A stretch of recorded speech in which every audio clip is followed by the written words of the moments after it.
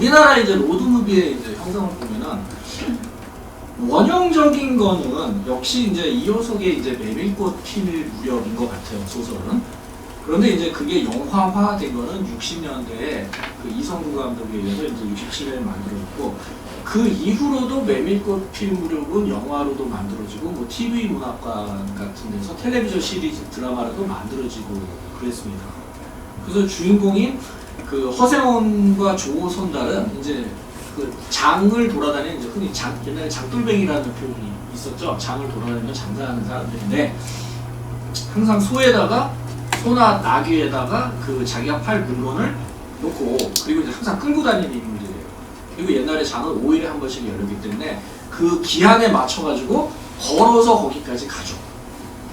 그러니까 이 사람들이 나오는 공간은 걸어서 5일 내에 도달할 수 있는 장소에 국한될 수밖에 없습니다. 그래서 그 영화 속의 이야기의 공간은 봉평, 제천, 원주, 그러니까 강원도하고 충청북도가 만나는 그 접경지역이죠.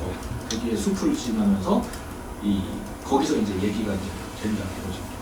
그래서 이미지상으로는 저 위에서 봤듯이 산길을 걷는, 산속이나 들을 걷는 인물의 이미지로 나타나고, 항상 그런 의미는 자연의 일부로, 그러니까 사람이 자연의 일부로 이제 재현되고, 그게 이제 뭐 좋게 나쁘게라고 할 것도 없지만, 우리는 문화적으로 해석하면 이제 동양의 이제 산수화의 전통이 나오는 무라일체의 그 사상 같은 걸로 구현했다, 이런 식으로 이제 평가되는데, 그게 이제 그 어떤 전형성, 스테레오타입화 돼가지고 우리나라의 전근대성과 지역성을 매개하면서 우리나라의 어떤 토속 문화 같은 거를 나타내기도 합니다. 그래서 그런 영화들은 보통 이제 사라지는 전통에 대한 향수를 담고 있으며, 이런 영화들이 가장 한국적인 영화다라고 오래전부터 이야기가 되어져 왔어요.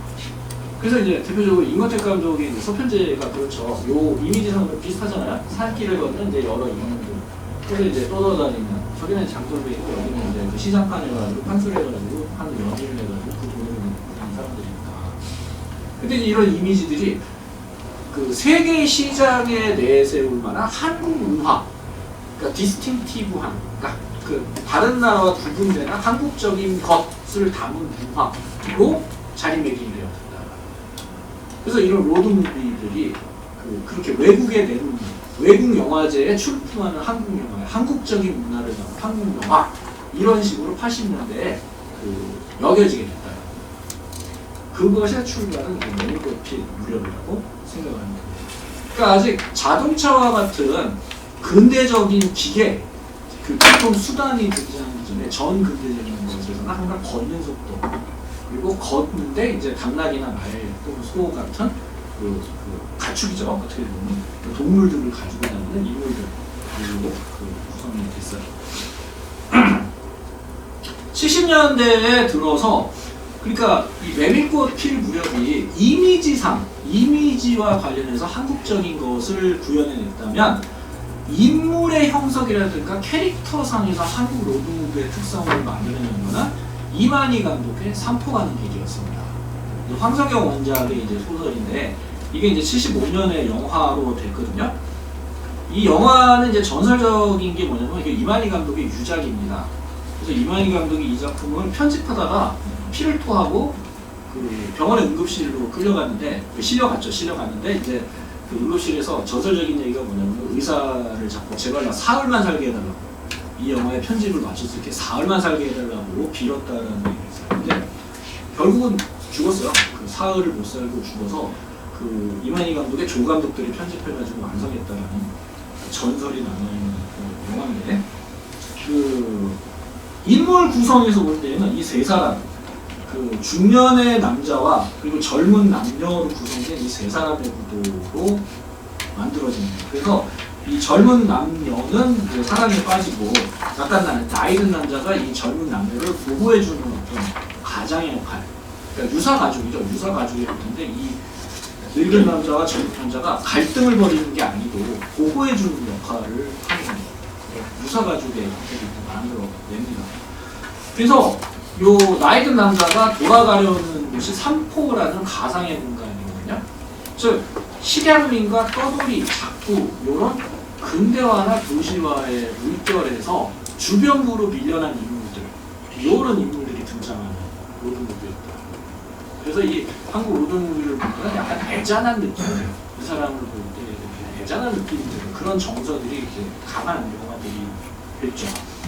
그래서 영화에서 보면은 이 두 사람은 어디든지 이 사람은 이제 공사 현장에서 일하는 노동자거든요. 근데 이 사람은 뭐 이렇게 어떤 건설하는 데 있으면 가서 일하면 되는 사람이에요. 그리고 이 사람은 이제 여성은 술집 작곡이니까 술집이 있으면 어디 가서든지 그냥 일하면 되는 사람이니까 특별히 삶에 어디로 가야 된다는 목적은 없는 사람인데 이 사람들의 여행을 추동하는 계기는 요 중년의 남자가 나는 내 고향인 산포로 가야 된다. 그러니까 가는 어느 시점까지는 같이 가는 이야기로 구성이 돼요. 근데 영화는 어떻게 끝나냐면 그러니까 이 사람들은 이제 정착민의 삶을 할 수가 없는 사람들인데 이제 뿌리 뽑힌 사람들이고 마지막에 다 뿔뿔이 헤어져요. 뿔뿔이 헤어지고 이 나이 든 남자가 어느 지점에서 산포로 가는 고속버스를 탑니다. 시외버스를 타고 가는데 고속버스 운전사한테 물어봐요. 저 어디까지 가세요? 뭐 운전사가 물어보니까 저 산포로 갑니다. 그러니까 이 운전사가 뭐라고 그러면 그 말 없어졌어요. 이렇게 얘기를 해요. 왜냐면 70년대에는 댐을 짓는 공사에 의해서 수몰지역 같은 게 생기는 경우가 많았죠. 옛날에. 그래서 그 지역 자체가 아예 없어지는 경우가 많았거든요. 그렇기 때문에 그 지역은 이제 다 댐이 생겨가지고 물이 차가지고 그 마을 자체가 없어졌다. 다 사람들 다 떠나고 없다. 이런 식의 얘기들이 있었기 때문에 결국은 이 사람도 자기가 가려면 산포를 못 가는 걸로 끝나게 돼요. 실패의 여정인 거죠. 그래서 근대화와 도시화에 의해서 도시에서 어느 정도 자리를 잡고 사는 삶을 사는 사람들이 아니라 계속 떠돌 수밖에 없는 사람들의 이야기로 구성이 됩니다. 이렇게 해서 이제 로드무비의 이미지와 인물 구성이 이제 만들어지고 80년대가 제가 볼 때는 한국 로드무비의 전성기입니다. 전성기라고 그러면 가장 많이 만들어졌어요. 그러니까 다른 어떤 연대에 비해서 상대적으로 로드무비가 많이 만들어진 시대가 80년대하고 90년대 초반까지. 대표적인 사람은 두 사람인데 임권택 감독 영화하고 배창호 감독 영화들이 로드무비가 꽤 많습니다. 대표적인 영화가 뭐냐면 첫 번째는 이제 짝코와 91년에 만든 개벽이라는 영화가 있는데 이거를 왜 같은 화상에 놨냐면은 짝코는 빨치산 지도자였던 짝코라는 인물이 있어요. 근데 그 사람이 그 당시에 이제 빨치산을 토벌하는 토벌대 대장한테 잡혀 있었거든요. 근데 이 사람을 짝코가 잠깐 이 경찰이 방심한 틈을 타서 이 짝코가 이마로 그 사람 포를 들이받고 도망가버립니다. 그러니까 이 사람은 놓친 거죠. 근데 이 사람이 놓치고 경찰에 복귀를 하니까 경찰대에서 네가 일부러 놔준 거 아니야? 돈 받아먹고? 그래서 누명을 뒤집었어요. 그래서 이 사람이 경찰에서 잘립니다. 그러니까 이 사람이 어떻게 생각하냐면 내가 내 명예를 회복하고 경찰에 복귀하려면 짝코를 잡아와서 도망갔다라는 증거를 받아내야 된다고 해서 짝코를 잡으러 다녀요. 근데 그게 30년이 걸립니다. 30년 동안. 그러니까 도망자와 추격자의 도식이 생겨버려요. 그러니까 내 억울함을 풀려면 나는 얘를 잡아야 돼. 그러면서 둘 다 인생이 망가지는 얘기죠. 그렇게 해서 둘 다 가정이 풍지박산나고. 그래서 마지막에 어디서 만나냐면 행렬병자도 수용소에서 둘이 만나요. 만났는데 이 사람이 너 짝코지 그래가지고 이렇게 막 붙잡고 자기 아니라고 막 그러다가 마지막에 그래 나 짝코 맞아. 그러니까 가자. 그러면서 경찰서로 같이 가는데 마지막에 저 경찰이 죽어버립니다. 그러니까 둘 다 죽어요. 이렇게 그런 식으로 끝나요. 요 구도를 91년작인 개벽에다가 응용한 게 뭐냐면 개벽은 동학의 2대 교주인 해월 최시영의 삶을 다룬 영화거든요. 근데 이걸 어떻게 구성했냐면 해월 최시영을 잡으려다가 어떤 포교가 못 잡아요. 그러니까 이 사람이 죽으면서 아들한테 최시영을 잡아라고 유언을 남기고 죽습니다. 그러니까 아들이 아버지의 유지를 만들어서 아들도 쫓아다녀요. 해월 최시영을 잡으려고. 그러니까 도망다니는 사람과 그거를 쫓아다니는 사람. 요 구도로 만들어낸 게 이제 짝코와 개벽이죠. 그러다 보니까 이제 도망다니고 한 사람 쫓아다니면서 여기저기 돌아다니는 그 구도가 이제 만들어지죠. 또 이제 임권택 영화의 두 번째 로드무비는 보면은 역시 이제 불교 용어입니다. 대표적인 이제 만다라고 이제 아자아제바라즈가 있는데 대비되는 두 가지 성향을 가진 두 승려가 버디무비가 돼요. 여기서는. 그래서 그 두 사람이 항상 이렇게 돌아다니는 얘기인데 한 사람은 이제 어떤 불교의 어떤 형이상학적이고 자기 수행 같은 거 원칙을 이제 중시하는 사람이고 또 다른 사람은 그게 아니고 적극적으로 사회에 참여하려는 거거든요. 그러니까 그런 거는 우리 사회에서 가장 큰 화두였잖아요. 80년대, 70년대 현실에 참여할 것이나 아니면 뭔가 원칙을 지키고 조용히 살 것이냐. 협조하지는 않지만 어쨌든 원칙을 지키고 살자. 그 두 가지 노선이 있는데 그 노선을 대표하는 두 가지 인물들이 이제 나온다는 거죠.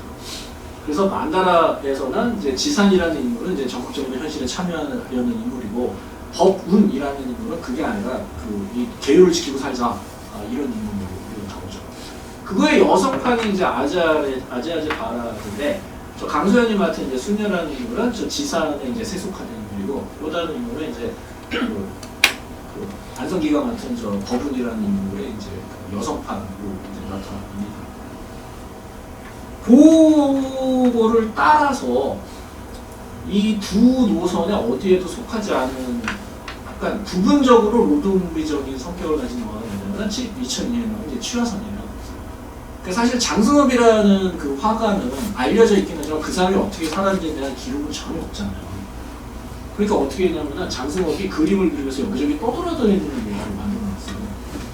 근데 보면은 그 얘기를 보고 있으면 그냥 임권택 감독 자기의 얘기를 장승업의 얘기로 바꿔놨어요.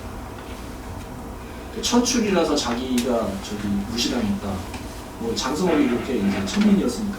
그건 뭐냐면 임권택 감독이 자기 아저씨가 빨치산이어가지고 그래가지고 이제 빨간 줄이 그어져가지고 학교도 못 다니고 그러거든요. 한국사에서 부진하고. 그래서 먹고 살기 위해서 영화계에 들어와서 살았고, 그러니까 못 배웠으니까 사람들이 안 알아주니까 부시당하고 살았고, 이런 얘기들이 자기 삶을 장승업에 투여해가지고 만드는 거예요. 그래서 취화선이 뭐 어떻게 볼 때는 사람들이 아니 외국에서 상 받기 위해서 그냥 저렇게 만들어놓은 것다라고 생각할 수도 있지만 자세히 보면 임권택 감독 본인의 삶이 이제 투영된 부분이 많이 있습니다. 그래서 임권택 감독의 영화들을 보면 이렇게 저개발에 있고 전근대적인 지역을 이렇게 떠돌아다니는 인물들로 구성되어 있습니다. 그리고 이 인물들은 이 인물들의 전근대성을 나타내는 거는 누구도 자동차를 운전하지 않습니다. 그러니까 기차를 타거나 버스를 타고 돈 내고 타는데도 자기가 자동차를 운전하는 인물들이 없어요. 그래서 임권택 감독 영화들 모든 대체로 느려요. 걷는 속도로 찍었기 때문에. 천천히 거죠. 그거에서 이제 80년대에는 동양적인 미학의 하나로 뭐 느린 속도 이런 얘기가 나오긴 했지만 어쨌든 그런 속성이 있습니다. 또 다른 80년대 로드무비의 를 자주 만들었던 사람은 배창호 감독입니다. 이제 배창호 감독의 영화는 임권택 감독의 영화와는 달리 시골로 모험을 떠나는 도시인 또는 시골로 모험을 떠나는 서울 사람의 관점을 묘사합니다. 그 점이 좀 달라요. 왜냐면 그러니까 배창호 감독은 서울에서 계속 자랐기 때문에 이제 그런 거죠. 그리고 자기 이제 지역성이 이제 투영이 되는데, 그래서 배창호 감독 로드무비를 보면은 운전을 할 수 있는 인물이 드디어 등장하기 시작합니다. 그래서 고래사냥 1, 2, 그러니까 최인호 원작이죠. 최인호 원작 소설을 영화로 만든 고래사냥 1, 2에서 주인공 안성기가 맡은 주인공 민우는 중요한 순간에 자동차를 운전합니다. 그리고 이제 그 다음에 또 최인호 원작인 깊고 푸른 밤을 영화해도 여기서 이제 미국으로 이주한 인물들이니까 여기서도 이제 자동차를 운전하고 어디로 갈 수밖에 없거든요. 그러니까 자동차를 운전할 수 있는 인물이 주요하게 부각되는 게 이때부터 나타납니다. 그리고 이제 또 다른 거로는 이제 안녕하세요 하나님이라는 작품이 나왔고, 요거는 이제 레인맨이라는 영화 있죠? 미국 영화 중에 톰 크루즈하고 더스틴 호프만 거기서 이제 더스틴 호프만이 이제 자폐아로 나오는데 여기서는 이제 안성기가 약간 지체부자로 나와요. 뇌성마비가 있는 지체부자로 나오고 이 사람이 경주까지 가는 얘기예요. 서울에서. 그러니까 혼자 가족을 떠나서 혼자 장애인이 경주까지 여행하는데 그 중간에서 사람들을 만나서 이제 같이 가게 되는 얘기로 구성이 되어 있어요. 그러니까 신체적으로 좀 이렇게 장애가 있으니까 자동차를 운전하거나 이런 건 좀 어렵겠죠. 그렇지만 어쨌든 이것도 도시에서 시골로 가는 사람의 이야기가 되어 있다는 겁니다. 그리고 나중에 이제 배창호 감독이 이제 상업적으로 이제 성공을 하니까 예술적인 영화를 찍어보겠다 싶어가지고 전근대의 얘기 또는 이제 조선시대의 얘기 또는 신라시대의 얘기로 돌아오는 게 황진이하고 이제 꿈이라는 작품을 80년으로 91년에 찍는데 이것도 따지고 보면은 황진이라는 인물이 그 개성에서 이제 그 하다 저기 기생생활을 하다가 벽계수와의 사랑이 맺어지지 않는 다음에 막 세상을 떠돌아다니는 얘기가 나옵니다. 걸어서 가야금 하나 뒤에 메고 마치 검객이 뒤에 칼을 메고 돌아다니듯이 그러면서 이제 돌아다니는 이미지로 되고 꿈이라는 영화도 그 이제 조신설화에 나옵니다. 그것도 안성기가 이제 달래를 데리고 조신이 달래를 데리고 이제 고래아선의 이제 추격을 피해가지고 도망다니는 얘기로 이제 가보죠. 그러니까 주요한 배창호 감독의 주요 작품들은 이렇게 로드무비적인 특성이 이제 강하다라는 걸 알 수가 있습니다. 자, 이 두 사람 말고 또 다른 로드무비의 특성을 다룬 영화들이 뭐가 있냐면 이장호 감독의 나그네는 길에서도 쉬지 않는다는 작품이 87년에 나왔습니다. 그 여기서는 이 이보리가 맡은 인물이 이제 간호사인데 이 간호사가 외시던 어떤 대기업의 사장님이 있는데 이분이 이제 북한 출신이거든요. 그래서 실향민이어가지고 나이가 들어서 이제 치매가 오셨는데 이번에 마지막 소리를 보면 고향에 가서 죽고 싶다. 고향에 갈 수 없잖아요, 사실. 그래서 항상 강원도 고성쯤 가서 여행이 끝나요. 다시 잡혀오고 막 이런 식으로 구성이 되어 있어요. 그러니까 이 탈북민의 소설. 그러니까 70년대 영화나 80년대 영화에서는 실향민의 얘기가 있었는데 여기서는 그러니까 탈북민이라기보다는 이북 출신, 군난으로 인해서 자기 고향으로 갈 수 없는 사람 그런 이미지가 의미가 이제 담기기 시작한다. 그리고 이제 유연목 감독이 82년에 그 이문열의 그 사람의 아들을 영화했는데 이것도 이제 등장 인물들이 교회를 떠나서 이렇게 방황하는 얘기죠. 그래서 약간 그 여기저기 돌아다니는 로드무비의 형식을 가지고 있고 이명상 감독이 자기의 이제 데뷔작으로 88년에 이제 개그맨이라는 작품을 찍었는데 약간 저기 안성기가 맡은 역할을 수염이란 게 약간 찰리 채플린 같이 생겼죠. 찰리 채플린 영화, 그러니까 헐리우드 영화의 이미지를 가져와서 그리고 이제 70년대 유명한 사건 중에는 이제 칼빈 총강도 사건이라는 게 있었는데 그거를 따와가지고 이렇게 그걸 MC 스틴으로 바꿔가지고 총 들고 돌아다니는 걸 이제 바꿔봤어요. 그래서 이명상 감독 영화를 보면은 그 여러분이 이제 인정사정 볼 것 없다나 이런 영화들도 보셨을 텐데 이명상 감독 영화를 보면은 뭐가 자주 나오냐면 기차하고 이발소가 그렇게 자주 나와요. 이발소에서는 남자들이 이제 머리 감고 뭐 이렇게 하고 약간 잠들고 뭔가 이렇게 강사 대리문 같은 걸 꾸고 상상하는 공간으로 나오고 어딘가로 가는 거는 항상 기차를 타고 떠나는 장면으로 나와요. 그래서 옛날 영화에 어떤 무마주 같은 모습을 보여줍니다. 80년대에 이렇게 주로 로드무비가 많이 나왔다면 90년대에는 이제 로드무비의 어떤 말기적 증상들이 보여지기 시작을 합니다. 천천히 이제 소멸이 되기 시작했고 임권택 감독의 이제 서편제와 이 96년에 노는계집 창이라는 작품이 나왔고 그 여균동 감독이 데뷔작인 세상 밖으로가 나왔어요. 이거는 이제 내일을 향했어라는 작품을 오마주한 경향이 있었고 역시 이제 방금 전에 얘기한 이명상 감독의 인정사진 포토였다고 그 좀 전에 얘기한 그 추적자와 도망자 추적자의 그 캐릭터를 놓고 하죠.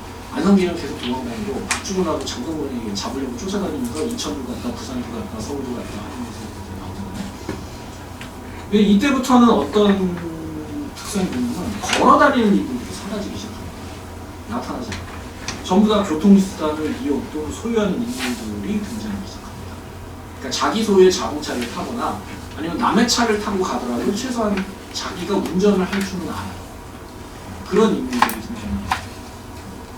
그리고 또 도시 중산층의 욕망과 삶을 다룬 영화들이 천천히 등장을 하고 할리우드식 영화를 보고 자란 세대들이 등장하면서 그런 영화적인 문법을 따르는 오락 영화들이나 로드무비들이 등장하기 시작합니다. 자, 이 세상 밖으로는 좀 전에 말씀드렸듯이 여균동 감독이 찍은 영화인데 좀 전에 말씀드렸듯이 내일을 향해 살아, 부츠키시드 앤 선댄스 키드라는 서구 영화의 여러 모로 비치고 있어요. 음악도 레인드롭스키 폴링 그 노래 갖다 그대로 썼고 중간에 이경영과 문성근이 총 가지고 나와서 하는 장면도 그렇게 구성되고요. 요거는 이제 진짜 사나이인데요.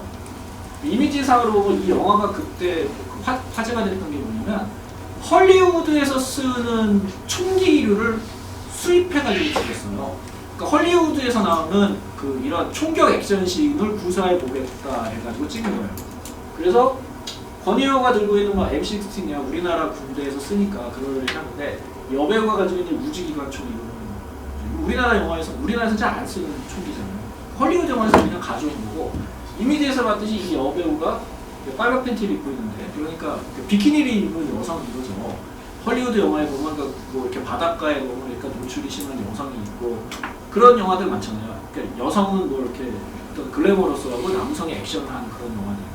그거를 이제 어설프게 따라했던 영화였습니다. 그래서 요즘도 이제 돈 많이 들여서 망하는 영화들이 많았는데 이 영화도 그 당시 한 20분인가 3분 돼서 쫄딱 망해가지고 여러 사람 망했죠. 여러 회사를 말아먹은 영화가 됐어요. 그러니까 이런 식의 시도가 이루어졌다는 거예요. 헐리우드식 오락관습을 한국 영화에 끌어들이면서 액션 영화도 만들어보고 모두 만들어보는데 상대적으로 로드무비에 적용했던 경우는 뭐 세상 밖으로나 이제 인형사적으로 여러 그분들이 성공을 했지만 진짜 하나는 이제 어설프게 실패했던 경우였습니다. 그리고 이제 헐리우드식 오락 영화를 한국 상황에 적용을 하면서 비교적 성공했던 작품이 뭐냐면 투캅스나 이제 결혼 이야기, 넘버 3 같이 로드무비가 아니라 이제 서울 시내에서 벌어지는 어떤 로맨틱 코미디라든가 갱스터 코미디 같은 작품. 그러니까 이걸로 바뀐 거예요. 이게 왜 이렇게 됐냐면은 관객의 주요 관객층이 변했다고 저는 보고 있습니다. 그러니까 80년대까지만 해도 지방에서 서울이나 또는 대도시로 일자리를 찾아서 갔던 사람들이 관객의 주요 계층을 구성을 했거든요. 그러니까 이 사람들은 정서상 그러니까 물리적으로는 서울이나 대도시에 거주하는 사람이지만 정서상 시골 사람인 거죠. 근데 90년대 이후로는 서울에서 나고 자라서 정서적으로도 도시인이고 물리적으로도 도시에 있는 사람들이 주로 관객층을 형성하기 시작했다. 그래서 그 사람들에게 어필하는 영화들이 더 성공적이었다. 점점 옛날의 정서를 가진 여러분들이 그래서 영향력을 상실하기 시작합니다. 그래서 그런 영화들은 이제 예술 영화로 대접을 받긴 하지만 이물질 같은 작품 영화는 다른 영화들은 그런 부분이 없어지기 시작합니다. 자, 90년대 말에 들어서는 그러니까 제가 앞부분에서 얘기하는 게 뭐냐면 이 산포 가는 길이나 메밀꽃 필 무렵에서 형성된 그런 그 한국 로드무비의 관습과 성격이 이때부터 약화되기 시작했다. 약화되기 시작을 하고 이 세계화가 진행이 되면서 우리나라에서 점점 로드무비는 사라지기 시작을 합니다. 96년에 이재용 감독의 이제 정사라는 영화가 나왔는데 이 영화는 제가 기억하기로는 우리나라에서 공항과 비행기가 주요하게 다뤄진 거의 최초예요. 그 영화를 보면은 혹시 보신 분 있으세요? 보신 분 없으세요? 나중에 한번 기회 되시면 보세요. 그 이정재가 되게 멋있습니다. 이정재가 그 전에는 얼굴이 좀 이쁜 그냥 배우인데 이때부터 이정재가 연기를 하네 사람들이 이렇게 생각을 해보는 거거든요. 그리고 영화의 마지막에 보면은 그 이혼을 한 이미숙이 그 이정재가 브라질에서 온 한국 남자랑 브라질 교포죠. 근데 이제 이 남자랑 맺어질지 어떨지 모르겠는데 그 남자가 있었던 곳에는 브라질에 한번 가봐야겠다. 그래서 집을 나와서 가지고 있는 걸 탈탈 털어가지고 비행기를 타고 리오 데자네이로 간 비행기에 몸을 싣고 있는 장면을 이제 끝냅니다. 그러니까 로드무비가 아니라 어딘가 떠나긴 하는데 길을 사용하지 않고 비행기로 그냥 타고 떠나버리는 거죠. 그러니까 로드무비가 아닌 게 된 거죠. 고양이를 부탁해라는 영화가 있었죠. 정재훈 감독이 찍은 건데 이제 2000년대 초반에 아주 선풍을 일으킨 영화였는데 이 영화도 보면은 마지막에 저 배두나와 옥지영 저 두 인물이 우리 새로운 삶을 찾아서 떠나자 한국을 요즘 이제 우리가 헬 조선을 탈출하자 이런 젊은이들의 담론이 있듯이 그때도 이제 그런 담론이 있었던 거죠. 우리 새로운 삶을 찾아서 떠나자. 그래서 인천공항에서 비행기 타러 가는 장면을 끝냅니다. 막 인천 출신이거든요. 그 인천에서 막 살려고 이렇게 저렇게 노력하다 안 되니까 우리 새로운 삶을 찾아서 떠나자. 이렇게 떠나요. 그래서 이제 다른 나라로 이주하는 인물들. 그 다음부터 뭐가 생기냐? 좀 전에 제가 말씀드렸듯이 리얼리티 예능 프로그램이나 우리나라 드라마나 일 안 되면은, 그러니까 드라마에서는 해외에 유학을 간다든가 유학 갔다 온 사람이 공항을 통해서 온다든가, 그러니까 공항이라는 곳이 왔다 갔다 하는 그런 주요한 공간이 이제 등장하기 시작합니다. 그리고 2000년대 들어서 이제 간간히 예술 영화로 로드무비들이 등장하기 시작하는데, 꽃섬이라는 영화가 나와요. 제가 여러분한테 드린 거에는 그때는 안 썼어요. 나중에 생각나서 제가 여기 추가한 건데, 송영국 감독이 찍은 작품인데, 로드무비는 로드무비인데 주인공들이 전부 여성입니다. 주요 인물들. 그래서 이제 주요한 여성 중에 한 사람이 남편과 이혼을 하고 이제 떠났다가 그 어떤 주변의 남자들 만났는데, 그 남자들은 또 보니까 남자 둘이 있는데 둘은 게이 관계인 걸로 묘사가 돼요. 그리고 그 다음 영화 김인식 감독의 이제 로드무비라는 영화가 나왔는데, 이거는 우리나라 이제 퀴어 영화의 역사에서 또 한 획을 그리는 작품이죠. 황정민과 이제 정찬이 이제 게이 관계를 맺게 되는 그 영화니까. 그리고 이제 2006년에 나온 이제 아내의 애인을 만나다라는 작품인데, 이거는 이제 여기 이제 조수석에 탄 인물이 이제 박광정인데, 박광정의 아내가 요 자동차를 운전하는 정보성이랑 불륜 관계였거든요. 그래서 불륜을 맺은 이 남자가 어떤 남자 알아보자고 해가지고 약간 자학적인 성향이 있었는지 이 사람 차를 타고 서울에서 강릉까지 갑니다. 택시 타고. 근데 택시기사 입장에서는 이게 왜 돈이나 왜 땡자 갔네 이러고 자겠지만, 사실 저는 조금 이해가 안 됐어요. 강릉까지 가는데 이렇게 택시를 타고 가, 그 돈이 얼마나 참 이상한 사람이에요. 그러니까 영화에 몰입을 하기 힘들었는데, 그래서 이 영화도 별로 성공하지 못한 것 같아요. 사람들이 그렇게 생각하기 때문에. 근데 어쨌든 그 자기의 아내의 불륜에 대해서가 같은 차를 타고 가면서 이 사람이 겪는 어떤 심리적인 변화 같은 걸 다루는 작품이니까, 전반적으로 나타나는 것들이 뭐냐면 이성애적인 남성 일부 일처제가 해체되는 모습들이 나타난다는 거예요. 2000년대 이후에 모든 분들이 간간히 나타나는 거죠. 그 이전에 우리가 생각했던 이성애적인 남성 중심 어떤 질서에서 이제 벗어나기 시작하는 모습이 이제 조금씩 나오는데, 이 영화들이 다 흥행에 성공하지 않았습니다. 이 영화들은 대체로 예술 영화로 간주됐고 외국 영화제에서 호평을 받았어요. 그러면서 로드무비 자체가 잘 안 만들어지게 되는 상황이 돼요. 그러니까 앞에서 얘기했던 헐리우드 또는 미국에서 만들어졌던 로드무비들은, 그러니까 미국은 넓고 자동차 여행이라는 게 일반적인 것이고, 물론 이제 너무 멀면 비행기 타고 가지만 차를 타고 그래서 고속도로를 달리고 그렇게 해서 뭐 한 2-3시간, 4시간, 5시간 달려가지고 어딜 가고 이런 게 이제 일상화 되니까 쭉 나오는데, 우리나라는 이제 어디 여행 가고 싶다 그러면 그러니까 중산층들은 자동차를 타고 잘 트여진 그 고속도로를 통해서 뭐 강원도로 간다든가 뭐 어디 뭐 남해안 간다든가 4시간만 달리면 어디 나오니까 당일치기 여행이 가까워지니까 로드무비를 통해서 새로운 곳에 간다라는 그런 것이, 그러니까 공간이 응축이 된 거죠. 어떤 면에서는 고속도로가 잘 뚫리니까. 그러니까 로드무비 자체가 힘이 없어지는 거예요. 그러니까 차라리 비행기를 타고 어디를 간다. 좀 전에 말씀드렸듯이 정글의 법칙처럼 비행기를 타고 어디를 가서 오지에 가가지고 뭘 한다. 또는 유럽에 가가지고 윤식당을 한다던가, 그죠? 뭐 강식당을 한다던가, 뭐 어디 가서 뭐 스페인 하숙을 한다던가, 비행기를 타고 나와 다른 문화에 가서 뭘 체험한다던가 뭘 해본다던가 하는 그런 리얼리티 예능 프로그램이 많이 나타나지, 굳이 뭐 자동차를 타고 어디를 간다? 그건 우리나라 국토 이 상황으로 봤을 때는 잘 상상하기 어려운 지점입니다. 그래서 도로망이 확충되기 이전에는 걷는 사람의 이야기로 로드무비가 주로 나왔는데, 도로망이 잘 확충되니까 역설적으로 로드무비가 없어지기 시작했다는 거예요. 교통이 너무 발달을 하니까 우리나라에서. 차라리 비행기 타고 어디 가버린다. 이게 생긴 거죠.